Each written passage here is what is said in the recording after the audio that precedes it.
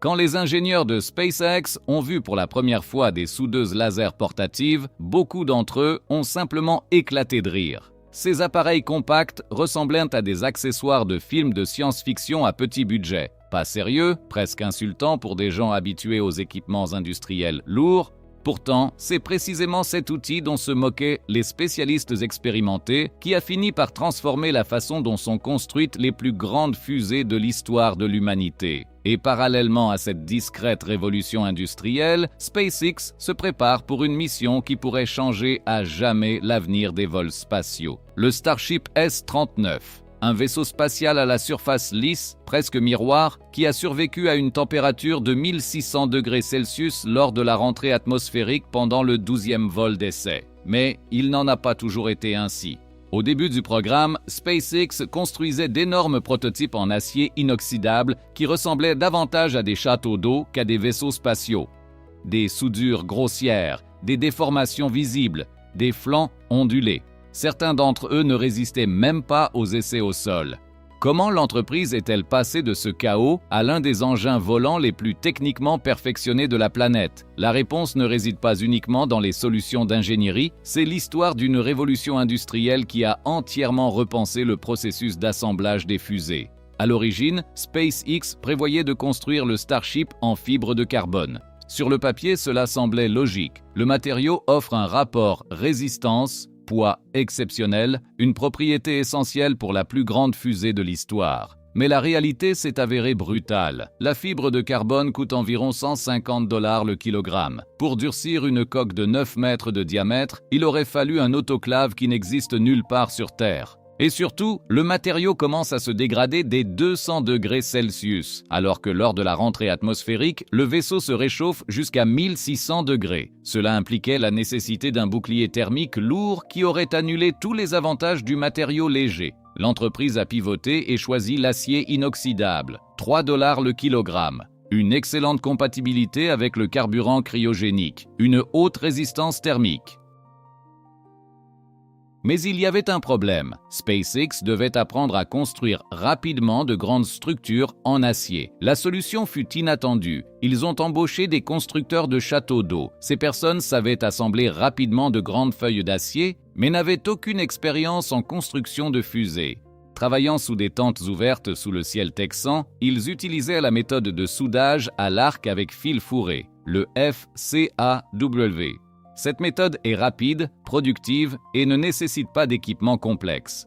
Le pistolet de soudage alimente une électrode tubulaire consommable, l'arc fait fondre le métal et le flux à l'intérieur du fil brûle en créant un écran gazeux protecteur empêchant l'oxygène et l'azote d'entrer en contact avec le cordon fondu. Pour les châteaux d'eau, parfait. Pour un vaisseau spatial, une catastrophe. Le FCAW génère d'énormes quantités de projections et injecte une chaleur colossale dans le métal. L'acier inoxydable se dilate fortement sous l'effet de la chaleur et se contracte tout aussi fortement en refroidissant. Les coques se voilaient et se déformaient, donnant au premier prototype cet aspect froissé, célèbre qui amenait de nombreux observateurs à douter sérieusement que ces machines décolleraient un jour. Pire encore, les soudures étaient traversées de microfissures microscopiques. En construction de fusées, une microfissure n'est pas un défaut esthétique. C'est un point de concentration des contraintes susceptible de provoquer une catastrophe. Le tournant est survenu lors des essais cryogéniques du prototype Mk1.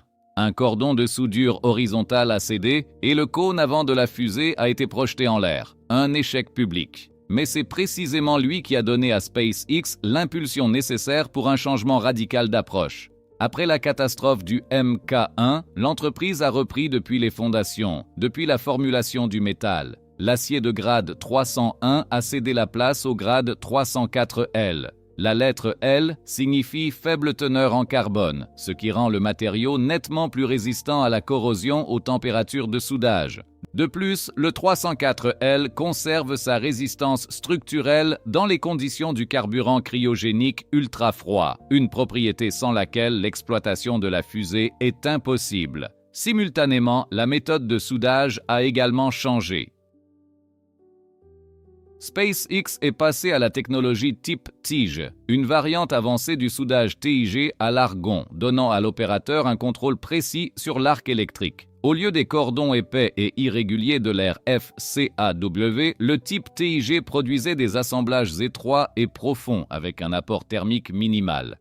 Les déformations ont considérablement diminué, les coques sont devenues nettement plus régulières, mais il restait un problème fondamental de métallurgie. Lors de la fabrication, les feuilles d'acier subissent un laminage à froid, un procédé qui densifie la structure cristalline du métal et lui confère une haute résistance.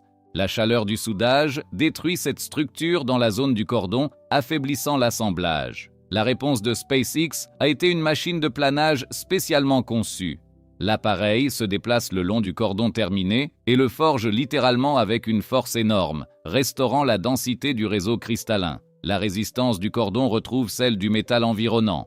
En parallèle, la surface est aplanie, une étape supplémentaire vers la régularité que nous observons sur les vaisseaux modernes. La véritable rupture est survenue en 2024 avec le passage au soudage laser. Quand les appareils laser portables sont apparus pour la première fois dans les ateliers de Starbase, la réaction des ingénieurs a été sans équivoque, des rires. Les appareils compacts semblaient être des jouets à côté des équipements lourds habituels. Le scepticisme s'est évaporé au moment où les spécialistes ont vu le résultat du tout premier cordon. Le soudage laser fonctionne de manière fondamentalement différente. Il concentre une énergie colossale en un point microscopique. Le processus se déroule si rapidement que le métal environnant n'a tout simplement pas le temps de se chauffer jusqu'aux températures critiques. Les panneaux ont cessé de se voiler. Les soudures visibles ont disparu. Il est devenu possible de travailler avec des feuilles d'acier plus minces, sans perte de résistance structurelle, ce qui a directement réduit la masse totale du vaisseau d'environ 20%. La nouvelle technologie s'est avérée 5 à 6 fois plus rapide que le type TIG. Dans les 30 premiers jours suivant son déploiement, plus de 100 appareils laser portables ont été mis en service dans tout Starbase. L'automatisation a suivi. Des manipulateurs de soudage robotisés de fabricants de premier plan ont pris en charge les longs cordons horizontaux et verticaux, assurant un niveau de constance et de précision inaccessible aux mains humaines. La preuve définitive de la justesse du choix est venue des essais destructifs. Quand les ingénieurs chargeaient les panneaux soudés au laser jusqu'à la limite, c'est le métal lui-même qui cédait, mais pas le cordon. Le contrôle qualité suit le rythme de la production. Chaque centimètre des cordons automatiques est vérifié par rayons X et ultrasons pour détecter les défauts internes. Ensuite, des produits pénétrants spéciaux sont appliqués, révélant les imperfections de surface invisibles à l'œil nu. C'est précisément cette combinaison de technologies de pointe et de contrôle rigoureux qui a transformé Starbase d'un ensemble chaotique de tentes ouvertes en une usine de fusées de haute technologie. Et tout cela, pas seulement pour des raisons esthétiques. C'est le fondement de la prochaine étape, qui pourrait être la plus importante de toute l'histoire du programme. SpaceX a discrètement déposé auprès de la Commission fédérale des communications une nouvelle licence pour des fréquences radio. Dans les documents, la description d'une mission intitulée « Démonstration orbitale du retour du Starship ». La fenêtre de lancement couvre plusieurs mois jusqu'à la fin de l'année.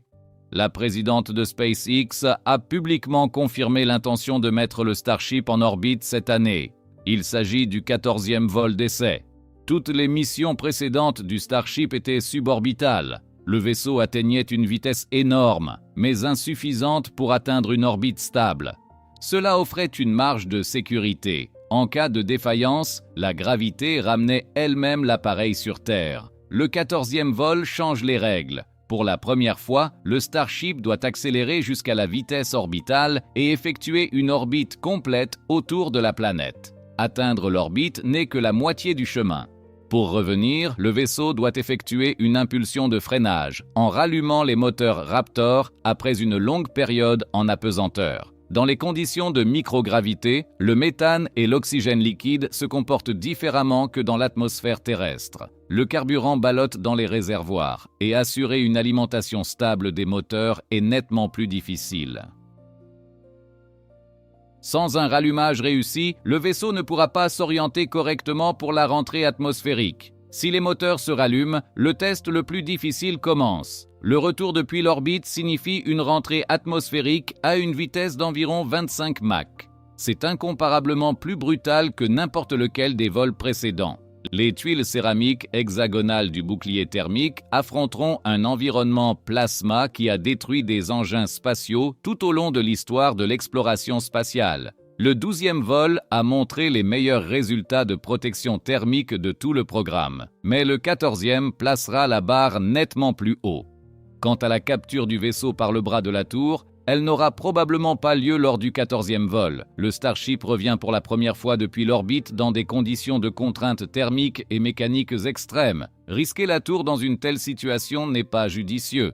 À la place, SpaceX démontrera vraisemblablement la précision de guidage en mode de capture virtuelle au-dessus de l'océan, prouvant ainsi la disponibilité pour une capture réelle lors de futures missions.